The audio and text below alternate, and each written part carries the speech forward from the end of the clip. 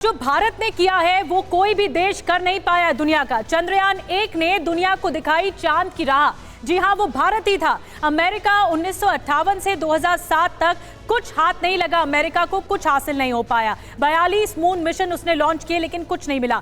रूस की बात करें तो 1959 से लेकर 1976 तक रूस को भी कुछ हाथ नहीं लगा। 33 मून मिशन रूस ने लॉन्च किए।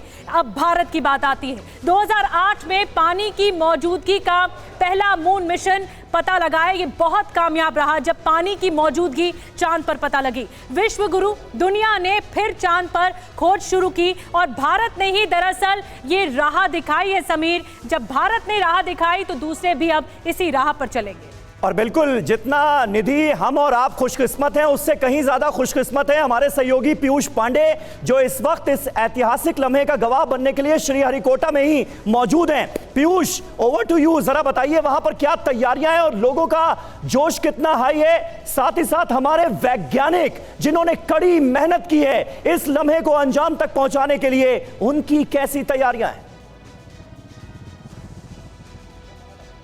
जी बिल्कुल समीर, देखिए ख़ास तौर पर मैं ये बता दूं कि जो क्रायोजेनिक इंजन है उसमें फ्यूलिंग की जा रही है और ये फ्यूलिंग करीब 1.5 घंटे पहले तक पूरी कर ली जाएगी और इसी के बाद जो आपको ऑनलाइन दिखाई देगी, ख़ास तौर पर जो काउंटडाउन की घड़ी होगी वो शुरू हो जाएगी और पूरा ऑनलाइन रॉकेट का प्रोसेस भी आपको देखने को मिलेगा।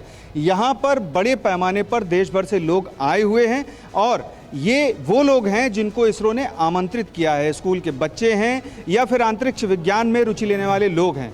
एक अहम बात मैं आपको बता दूं समीर, की जब आपने कहा कि लैंडिंग सबसे इम्पॉर्टेंट पार्ट है, बिल्कुल यही बात इसरो के वैज्ञानिक भी कह रहे हैं कि लैंडिंग हमारे लिए सबसे अहम है, क्योंकि अगर लैंडिंग सॉफ्ट लैंडिंग हो गई तो फिर रोवर के लिए बहुत आसानी होगी। चूंकि चंद्रमा जैसी सतह इसरो के परिसर में बनाई गई थी और रोवर को उस पर चलाया गया था और 2 रोवर इसीलिए रखे गए हैं कि एक रोवर की एनर्जी अगर डिसॉल्व हो जाती है तब दूसरा रोवर उस पर काम करेगा और वो बहुत ही कुछ सेंटीमीटर चल करके वहाँ पर खोज करता है। सबसे अहम बात यह है कि लैंडिंग जो है वो हमारी सॉफ्ट हो और उसी के लिए इसरो की ओर से जो बदलाव किए गए हैं सभी सॉफ्टवेयर में भी और इसके अलावा जो तकनीकी अहम बदलाव खास तौर पर लैंडर में किए गए हैं। बिल्कुल, और ये बदलाव किए गए हैं और इसके साथ ही इस बार चंद्रयान 3 पूरी तरह से कामयाब होगा, इसको सुनिश्चित करने के लिए तमाम तैयारियां की गई हैं।